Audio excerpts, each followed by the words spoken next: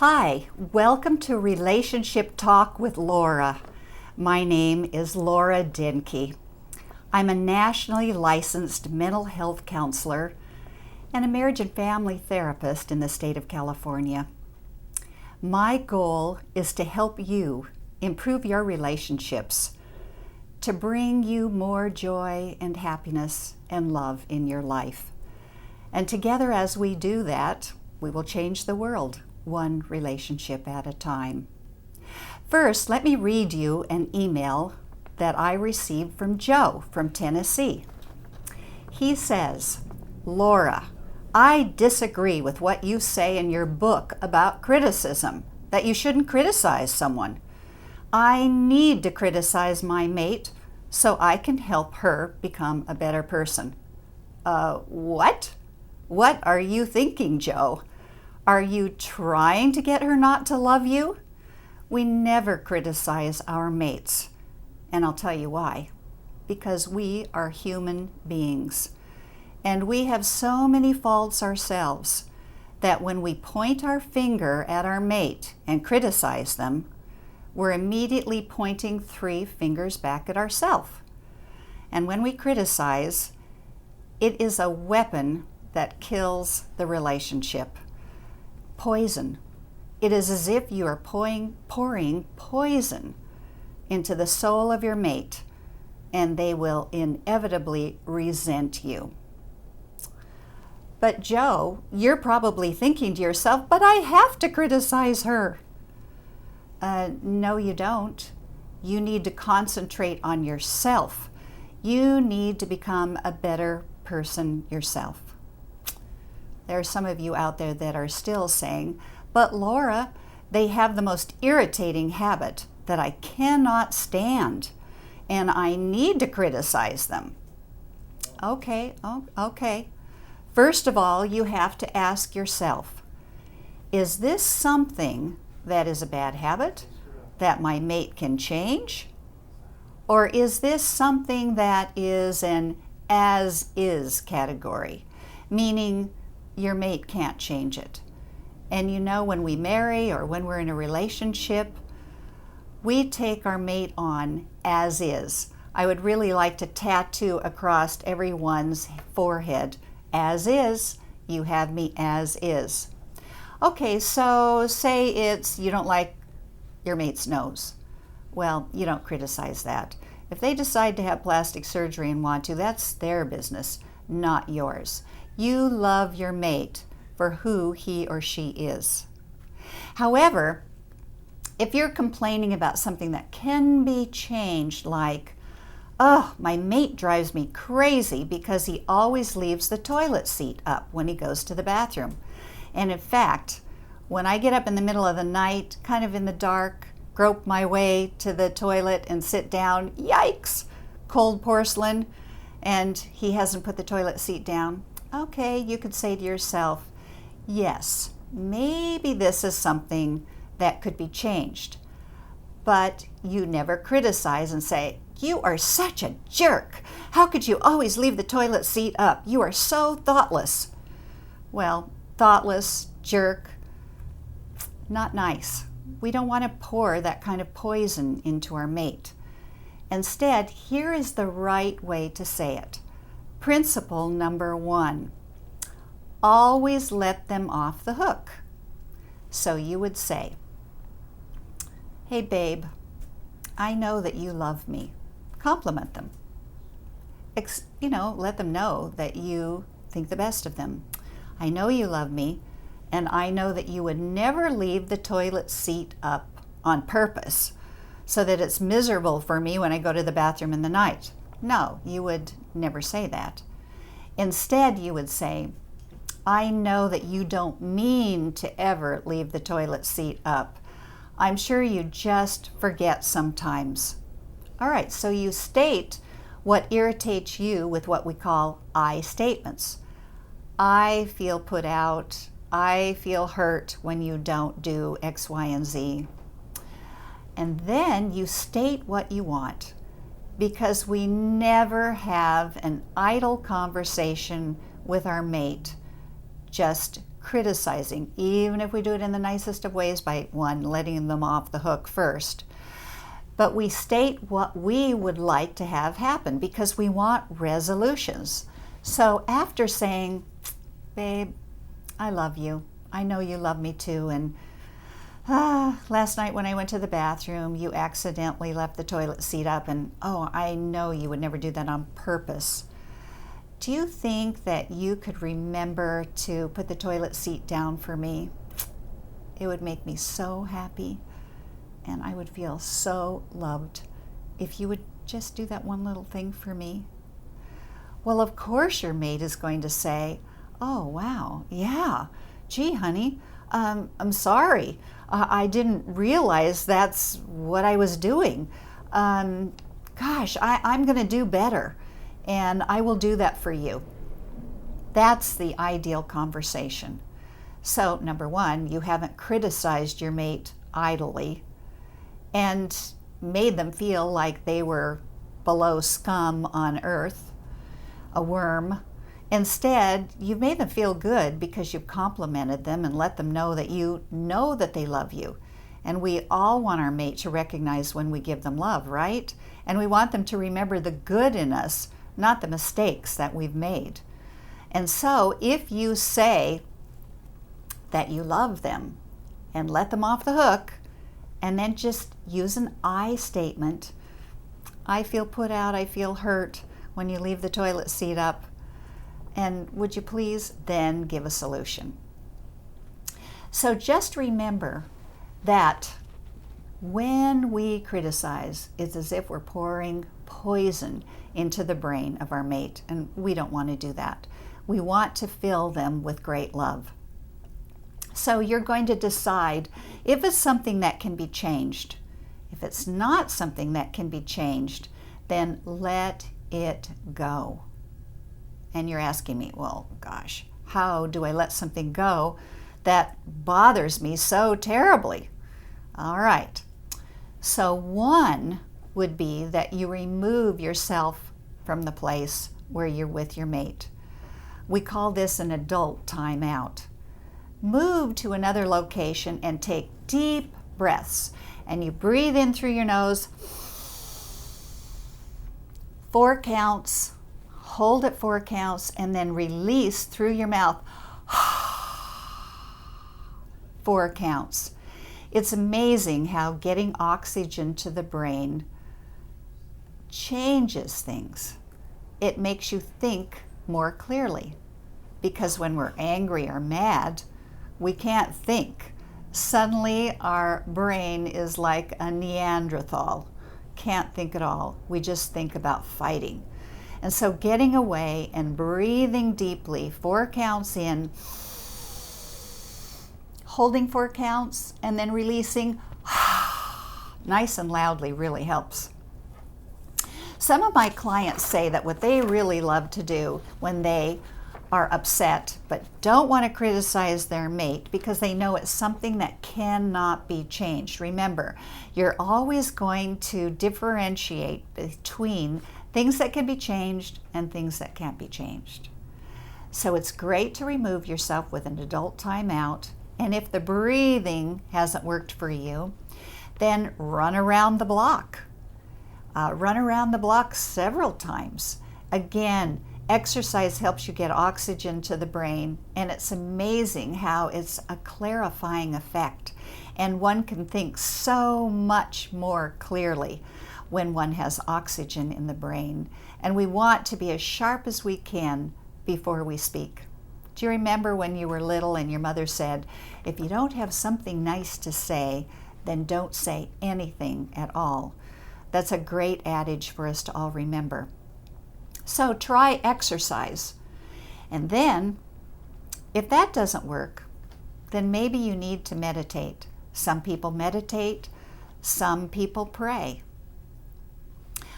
All right, let me give you some examples, and I'll give you a personal example. Oh, I have an email, Mary from Portland, Oregon, and she says, my husband won't listen to me when I have a complaint.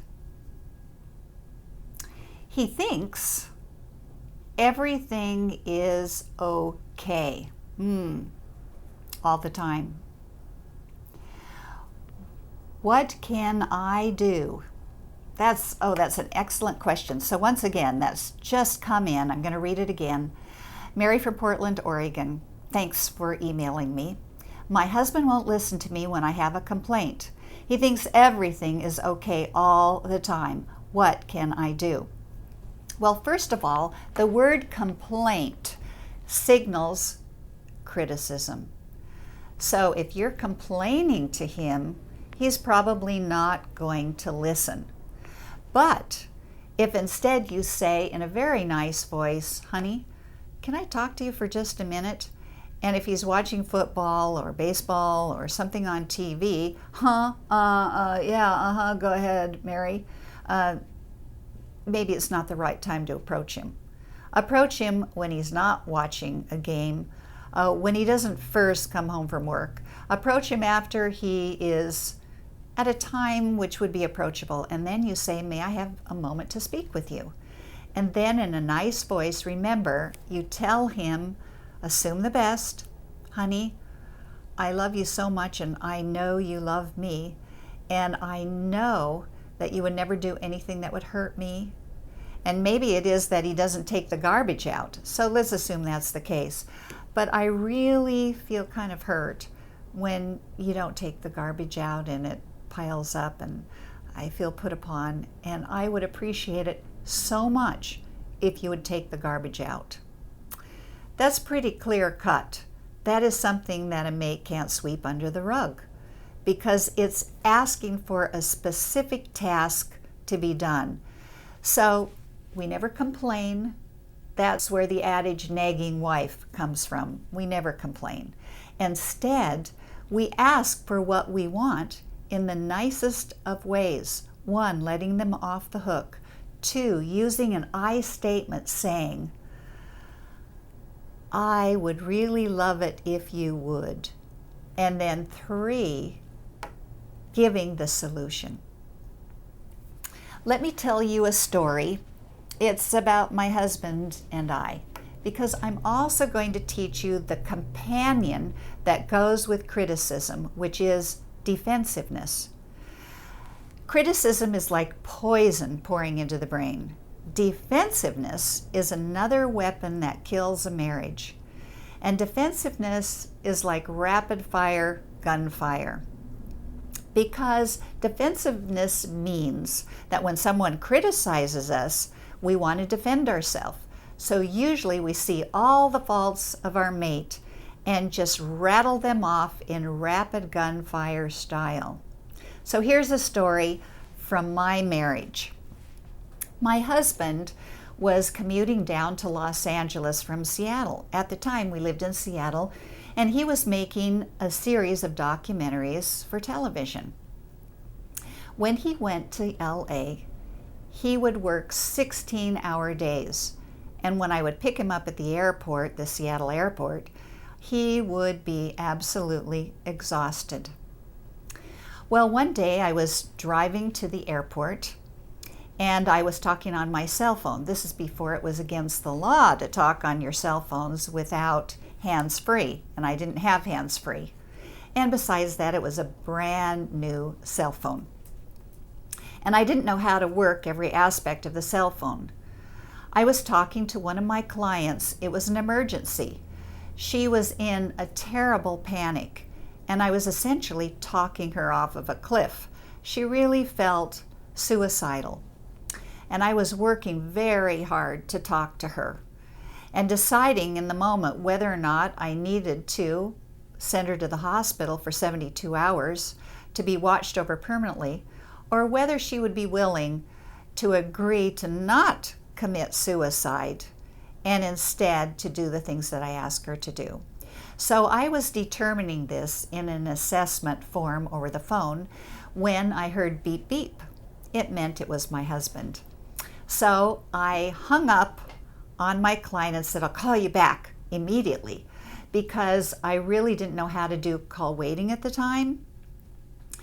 And so I got off the phone, said hello, and it was my husband. And my husband said, honey, are you on your way to the airport? And I said, yes, I'll be there in 5 minutes. I'll meet you in the usual spot. And he said, great, I just got off the airplane. It'll take me time to walk through the airport to get out on the curb.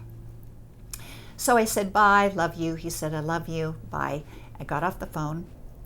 And then I called back really quickly my client. And fortunately, my client was in a much better place. She felt a lot better about herself. And as I was talking to her, winding up the session, I heard beep, beep, beep, beep.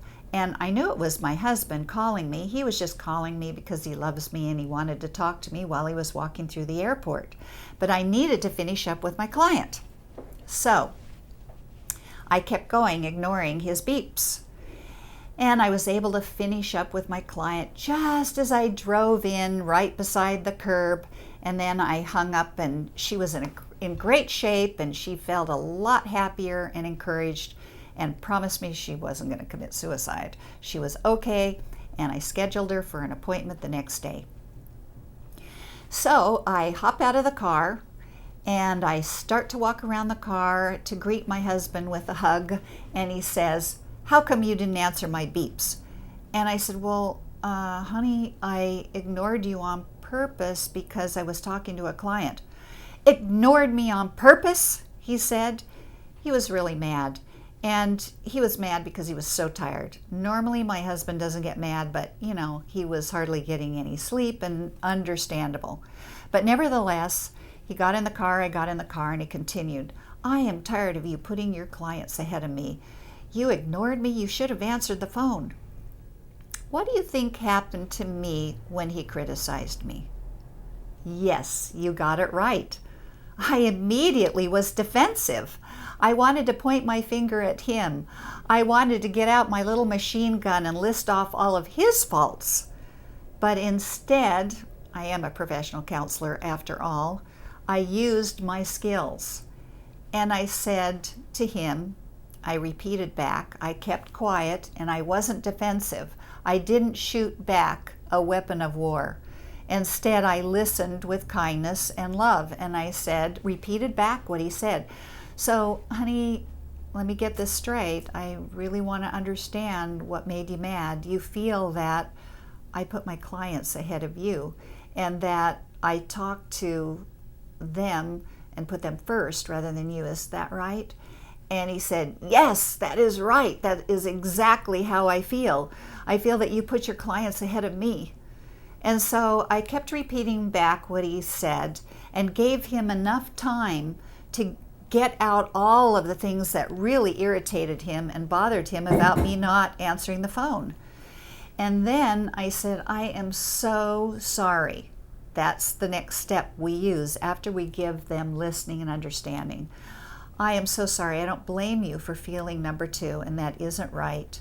From now on, I'll put you number one. What would you like me to do in the future? And he said, well, I want you to answer your phone, even if it's just for a second, and have to go back to your phone call. And I said, okay, I will do that for you. Well, then as time went by in the car as we were driving home, he said to me, Laura, how do you like your new cell phone? And I said, I love my new cell phone, but I have one problem. I don't know how to do call waiting when someone calls me and I'm on the line with someone else.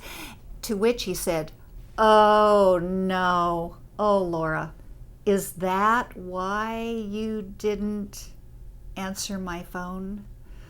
Yes, honey, that's why I didn't answer the phone. Oh my gosh, I am so sorry, Laura. Forgive me for not thinking the best of you.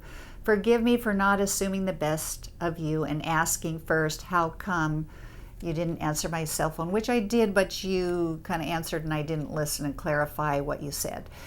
And I said, that's okay, honey, that's okay. And he said, thank you, I married an angel. Of course, that made me feel really good. So the moral of the story is we aren't defensive besides. And it looks like I have another email, an email from Jim from Albany, New York. I am dating a woman that I think is the one. She is beautiful and is nice to me all of the time. The only thing that we have problems with is when we're having a discussion about politics. She will not discuss anything. She thinks she is right, and it's not worth discussing something that is so obvious to her. I don't agree. What can I do to get her to listen? I think she's being defensive and afraid of something that she can't answer. Is there any way I can approach her without being threatening? Oh, that is a wonderful question. Of course, politics is a very sensitive situation. However, number one, take turns expressing your views and listen. One of the most important things that we do in communicating with each other is to listen. So, for example, you might say, I would like to tell you about my view on hunger in the world. And you would express your view. And then in a non-threatening way say, what do you think? What is your view on hunger in the world? And then let her give her view. And then say to her, don't say, oh, well, that's horrible. I don't agree with that at all. Oh my gosh. If you do that, you've just shut her down, and she'll never want to talk to you about politics again. Now, maybe the previous boyfriend she had did that, shut her down. So she's afraid to talk about politics in any way because she likes you and obviously wants to be with you. And so she's thinking, if I never talk about politics, I can have a happy and a great relationship with him. So let her know that you are willing to talk about politics in a non-threatening way, always asking her opinion and then reinforcing her opinion. I never thought of that. That's an interesting way of looking at it. Tell me more about what you think. And you will have really good conversations. All right, so let's get back to talking about criticism. I have a classic case. A couple came to me for counsel and advice a number of years ago in their 60s. Their relationship was so bad that the wife lived on the first floor and the husband was relegated to the basement. That's right, the basement. And her complaint was, my husband criticizes me all the time, so why should I live on the same floor with him? His complaint was, oh my gosh, my wife has so many problems. She has a wardrobe of house coats because she never leaves the house. And I wonder why she has so many house coats and never leaves the house. Have you torn her self-esteem down so badly with your criticism that she never wants to leave the house? Well, she used to leave the house, but she said to me, Laura, everything he does is to hurt me. We get in the car when I would go out with him, and it would be raining, and you know how puddles form on the pavement, and he would start backing out and he would stop. I swear he stopped right in front of the mud puddles so that when I got into the car, I had to step in the wet mud puddles, get my shoes all wet before we left. So guess what happened? She criticized him back. And she did our cardinal rule. She assumed the worst of him. So while he was criticizing her, she always assumed the worst of him until they had become enemies. So guess what I asked them to do to improve their marriage? I asked them to bite their tongue, use a rubber band if necessary around their wrist, and snap themselves with the rubber band if they started to criticize the other person.